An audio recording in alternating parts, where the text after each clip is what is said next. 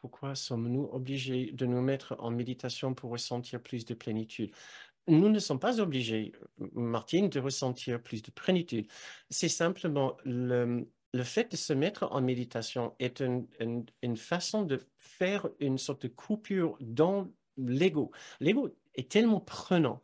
Le mental est tellement, tellement puissant que souvent nous ne savons même pas que nous ne sommes pas en paix. Donc, pour moi, la méditation, c'est simplement le fait de prendre conscience de notre intérieur, que nous soyons en méditation formelle, informelle, que nous soyons juste là présents dans une conversation. Et pour un instant, on essaie de se poser la question, où suis-je? Qui suis-je et où suis-je?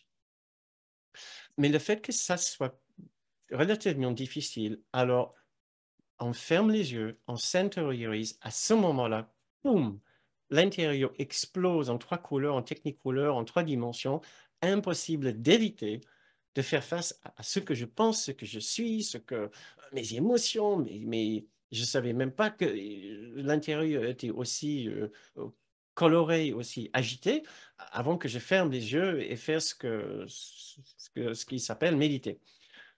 Donc, le cours n'a pas de pratique formelle de méditation parce qu'ils ne veulent pas encourager la dépendance. Néanmoins, il y a 365 leçons qui s'apparentent à des genres de méditation. Donc, il est tout pour ces plages de temps où on fait une parenthèse.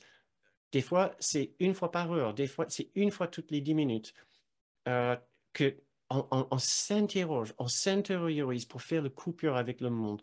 Peu importe comment on appelle cette coupure, que ce soit méditation, un instant d'interrogation de soi, c'est juste pour faire une parenthèse, une coupure avec l'ego, dans l'espoir que après ces instants de coupure vont durer plus longtemps.